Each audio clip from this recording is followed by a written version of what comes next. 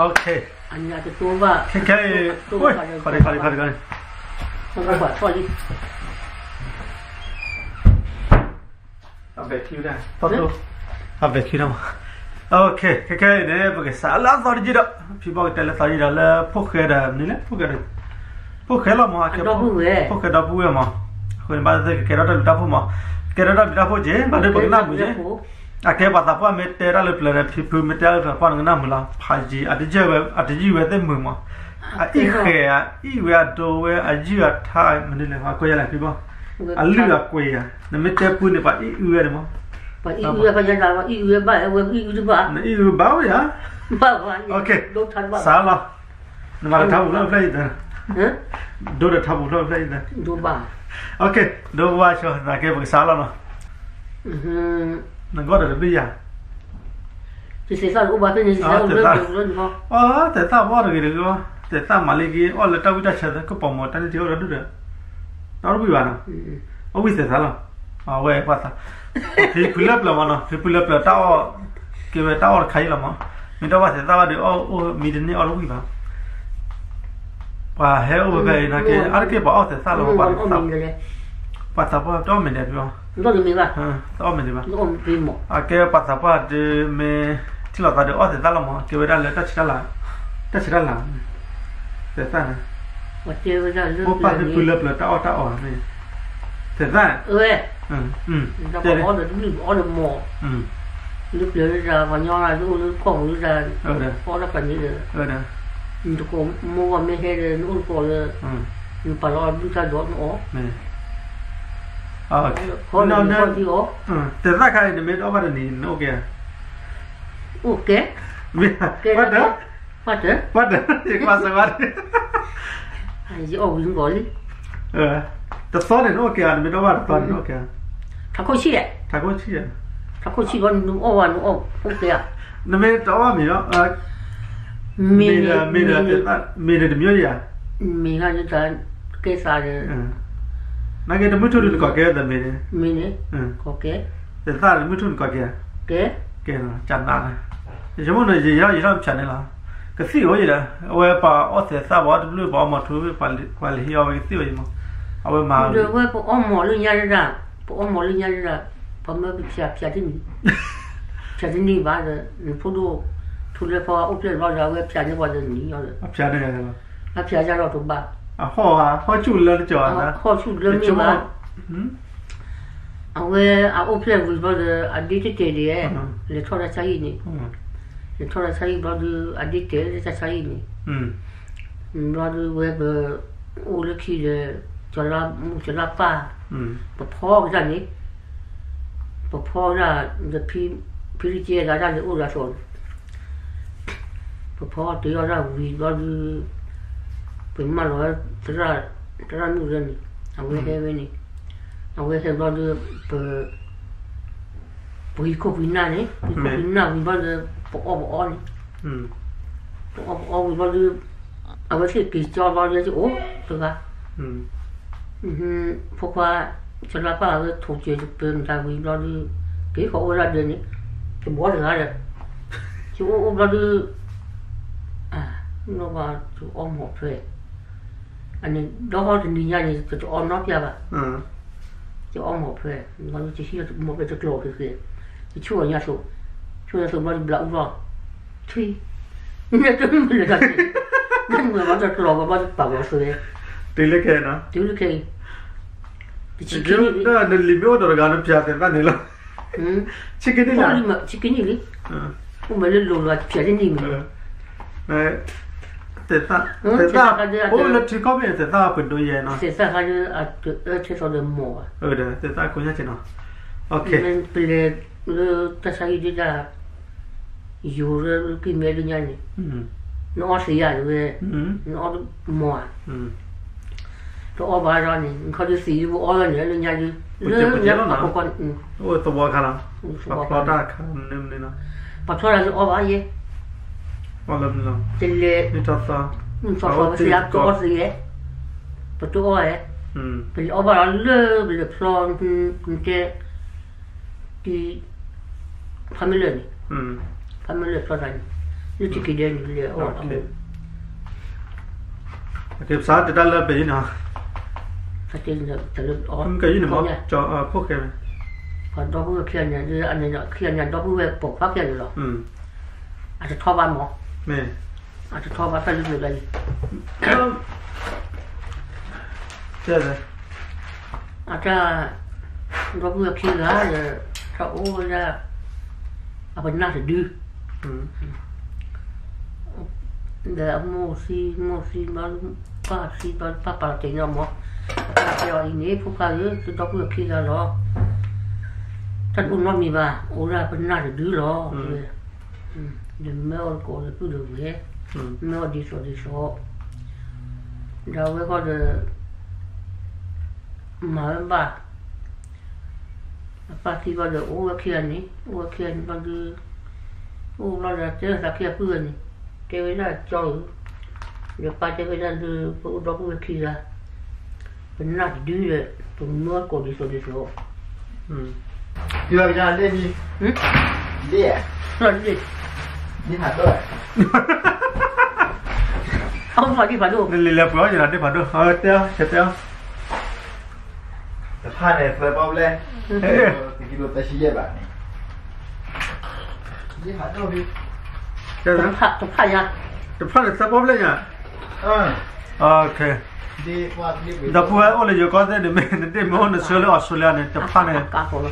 Tập hai là sao bao lên mà? Cái kilo ta xí bạn đi. Kilo ta xí bạn đó. Tập hai là sao bao lên à? Chỉ có là sao? Tôi đã lên trả lời nếu mà đọc phụ mua khi cả. Đọc phụ mua. Đọc phụ mua rồi. Đó, thế rồi. Chắc rồi. Vừa ra vào quê cố rồi. Tập hai vào quê cố rồi. Từ khi gọi là vào đến đai rồi. Giờ phi rồi phải phi lên mua bằng cái phi lên mua được kéo rồi. Được kéo nó kéo là muốn coi nào. Nó nói lấy ta là bây giờ ta để mà chơi khai. Thành chơi chụp. Lớp chụp này, chỉ mới là lấy chỉ đơn này, ta sao cô bên này chỉ phiếu bên này. Nó cá tết bị cá tết là bao là cá bên này. Phiếu bên này. Bao là bên này. Thế chỉ có đó này. Chỉ có đó lấy bằng. Chỉ mua bên này chỉ bao bên này chỉ. Ta hàng đưa là phiếu bên này. Nên đưa phiếu về lại rồi, ta lo rồi nè. Đưa phiếu vào ra mà ra đấy cũng có. Mà. Còn ba nó mà cao cái muốn nó rồi. Phiếu lo chút cuối là lo lưu vào nó cao lại là phiếu. Mà nó luôn vào được phiếu gì vậy? Giá cái phiếu về lại. Ok, bây giờ sẽ tới ta là cái gì này? Là anh là bên nào đấy? Nên là sẽ chơi cho những mỏ. Mai là cái ta. Là về được.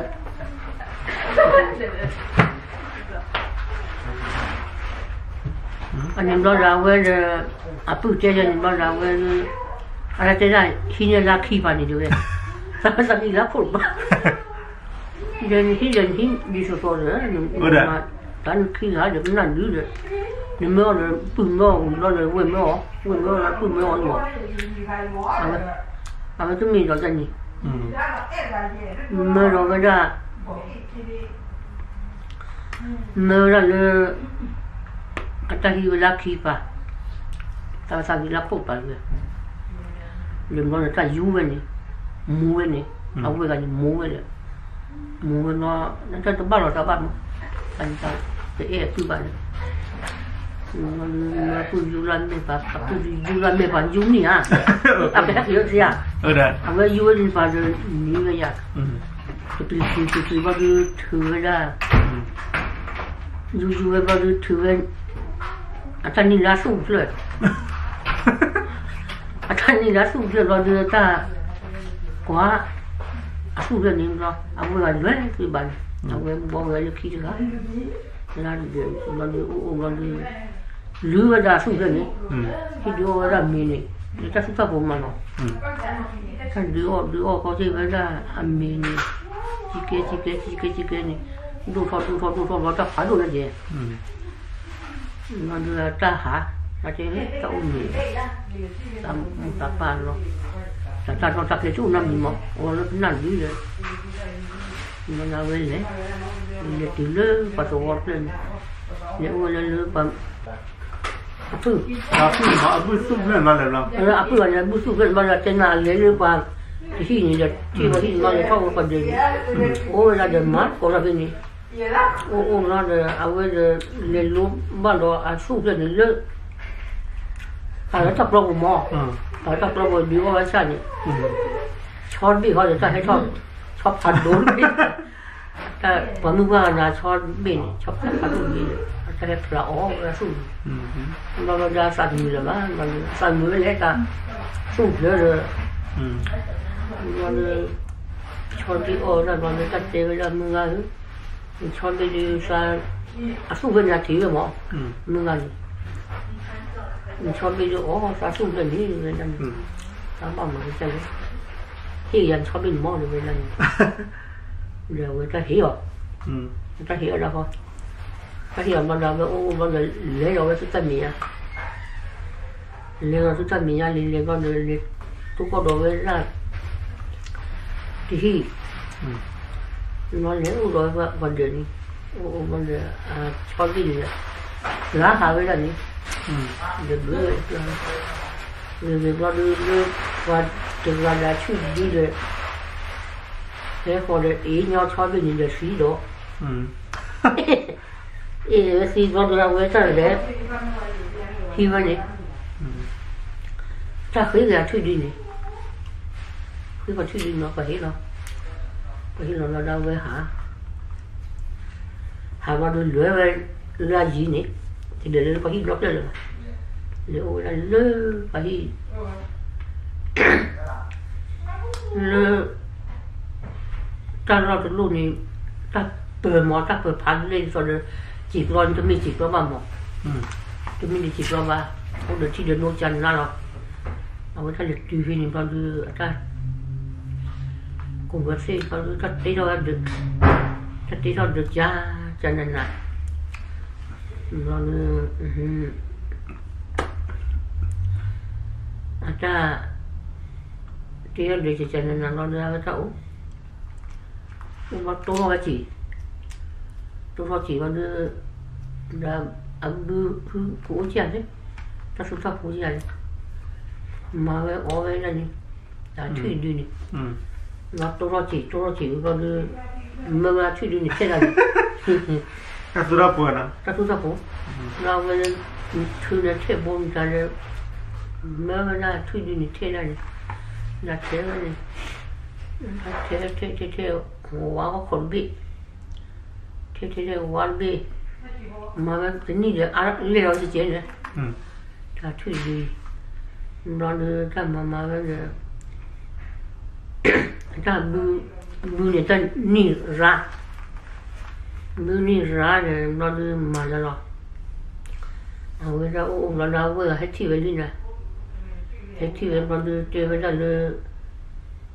ra bữa ra mà là ta để thon ra rồi ra đi hiện tại thủy chỉ rồi để là cho chỉ hiện là đi bà thế thì bên mà hiện ta nên mình làm món là được nó ham mà cho đi rồi nếu mà cho lại đó ôi cho là ông ấy nói một là thủy đi rồi thế là quá là nếu sao thủy đi nó rồi bây giờ gì nên mấy cái chỗ này mơ mùng nó mà chung mà sao được gì nó là bây giờ mấy thế là này rồi cứ là làm thì cứ luôn làm mình nhà nhà với ó cứ thế là nữa cứ là cho nó cái chỗ nó thế là gì vậy thế là gì mà nó mà ra rồi đó thì về rồi đó thì nó tới là với cái anh ấy có tiền gì nó từ gần về lâu anh cho nên thế nào mình à tao vừa đến thủy nó cứ xí rồi nên mà cái này rồi anh tao mà cái gì qua rồi là trả xí đi rồi nó luôn mà bao giờ mà tại nó thối rồi cái gì đi bự mà ta cái chỗ ở thủy đi cái chỗ ở thủy đi mà cái cử về nhà cử về cái nhà lá rồi mà ba muốn nó nói rồi cử về muốn nó bao nhiêu Akan mena le wat ko. Kan mena le wat ko lo ni ra tu ho le chom lo le thui le. Thui. An ka ra ma chu chu le thui le. Nó ra về bảo gì đó từ là ta xe và thế là cả năm mà tập lo rồi là được ra thì về cho từ phá đông ra đi để chơi bá cho từ bên thì vì nó như ta cho nó với là như nó thua cho phi sẽ ra tận đây ra là ta cho nó với là như thế là gì nó là sắm nổ tụi sao đó rồi là anh em nó này ra cho nó với là khi mà xây dựng phá đông ra này thì chạy vào nó là ta cho nó với để phải làm cho nó với để phải làm ra cái cháu hay nữ rồi cái này nó là mình bảo nếu ta địa phương cái này ông nó chuẩn bị phát triển này nó anh ta cho hay nữ phải xây bao nhiêu sự là cũng phải thả người ta và mua cái nữa mua cho ní anh ta ăn rồi quỳ à anh ta xuốngตัวbố rồi nữa nó mua ta ăn rồi cái quỳ ăn rồi cái quỳ nó đưa áo quỳ là gì asa từ lúa là con nếu khi nó là ta hết thì rồi là ta này ta chơi với ra ta thuyết đi nè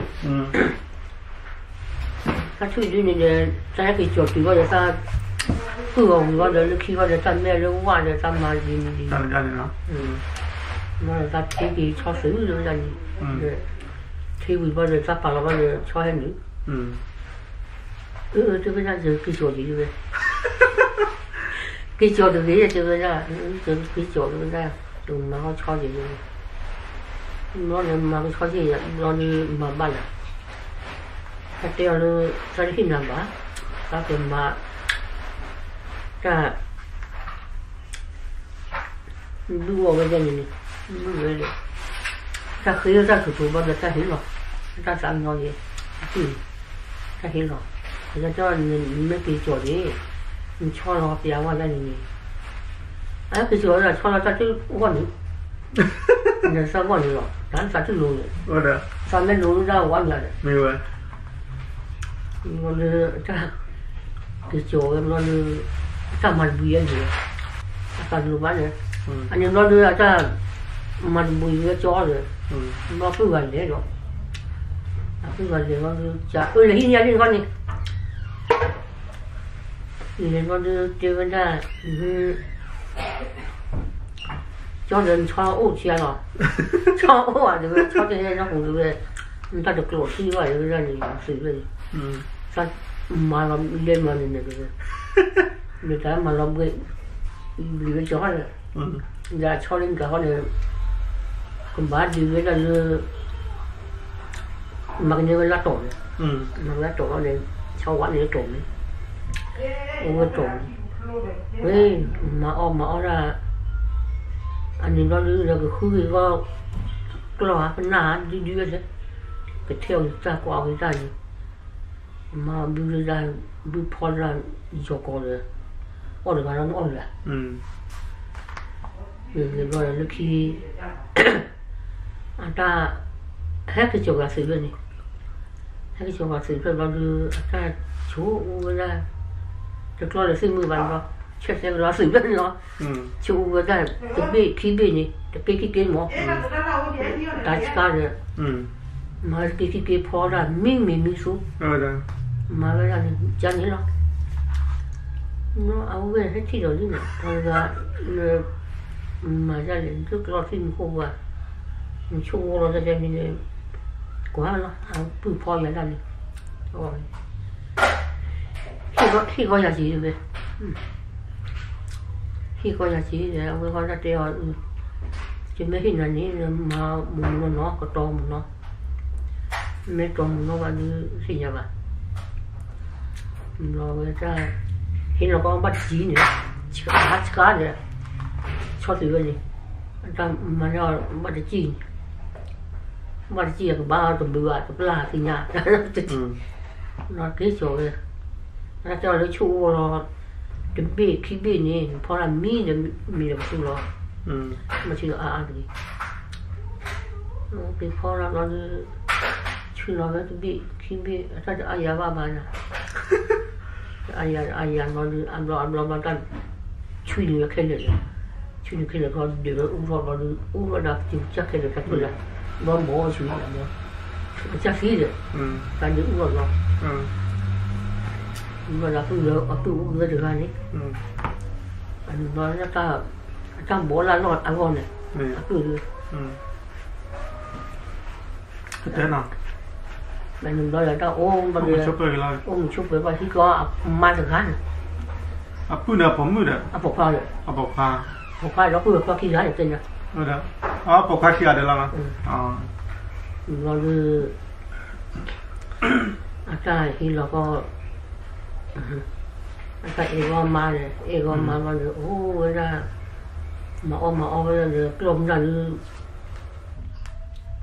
phố anh đi gần ta chẳng thấy go rồi tôi chỉ quyền mà ô lên lội à nó thúc bùn nôn thì bao giờ có têคนตะเปลือมาไว้ตะเปลือนะcáiบ้านนะada buat baik lah sana baik ya sah mấy cái sao mà nhớ thì cần đó da buat dia lah sama de pala mana orang ni ke ba ka mana lagi lah ni da to tu le pu we ko ba mana